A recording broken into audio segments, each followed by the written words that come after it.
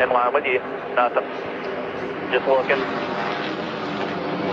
Up to a 130-foot crest and then downhill.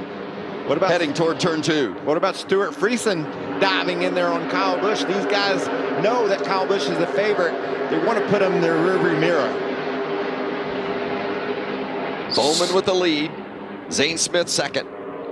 Reluctantly getting single file as they flow through the S's here, chopping some of the corners off. Few of the guys in the back still trying to get sorted out here. 2 and 3 wide in the 7. That's a pretty sketchy spot for these guys. Yeah, our truckers, Andy, they don't like to be single file. They want to race you every lap. They want to race you hard.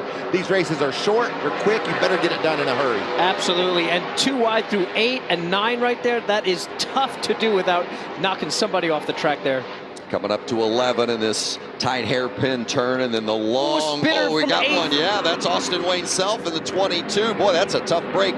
He is from Austin, Texas, and that is some pretty significant damage to the 22. Taylor Gray was involved in that as well. Wow, something went wrong there. There was way too much rotation that early in it. It's like he didn't have front brakes and just had rear brakes there. That was very odd. Still green. Every time Kyle Busch tries to make a move, Stuart Friesen tries to make one on Kyle. But that 51 truck has the pace that we expected it would have early. He's all over the 38 of Zane Smith. Yeah, Kyle in that white 51, and there's Friesen behind him, and Friesen's being challenged by Parker Kligerman there on the inside. Both the 75 and 52 guys that we haven't seen always at the front of these road courses, but they're pushing for it today. That move by Friesen into one under the 51 on the Kyle, that's gutsy at the drop of the green there.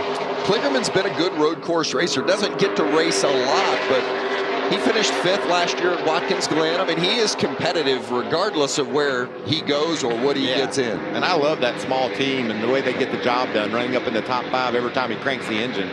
That's fun to see. That's what you get in the Truck Series a lot. Some underdogs that get up there and battle for the wins. Let's keep an eye on the 22. That's like he just locked them up. All rear brakes right there. Something was wrong. There wasn't enough front pressure, and you saw immediately. It might have been a missed downshift, but that was instant rear lockup. Yeah, it almost like you said. You see, it happened too quickly. Like there was no brakes except for a little bit in the rear, and that's what locked up and caused the smoke.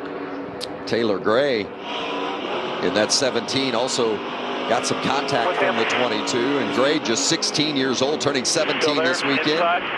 And there's a good look at it from Tyler Ankram's perspective. You can see everybody just was along. He was along for the ride once that thing turned around. It happened in a hurry. Yeah, that might have been wheel hop. That might have just been a mismatched downshift right as we're going from 3rd to 2nd and getting ready to go to 1st there. It's easy to chatter those rears, and once you do that, you send it. Kyle Busch has gotten around Zane Smith for 2nd. Now Busch will set his sights on Alex Bowman.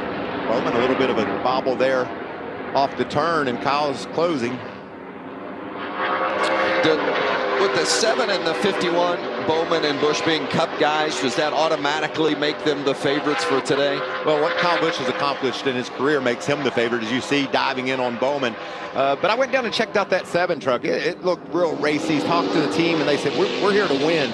So I think they brought a really fast truck to this race, but you can see right now, no one's a match for the 51. That was impressive into turn 12 right there. I mean, he just pulled out, waited, got on the brakes hard, and was about clear of him before he even turned in, which, and maybe Bowman recognized, hey, it's early in the race, we're going to chill here, but I mean, when we see the 51 coming from that far back, going from 3rd to 2nd, now to the lead, that's obviously an early statement. And you know, Vince, I talked about strategies. These other teams are adjusting their strategy now. Like, we got to do something to beat the 51. How do we pull that off? We have to get on a different program than Kyle Busch is on to try to take advantage and get some track position on him.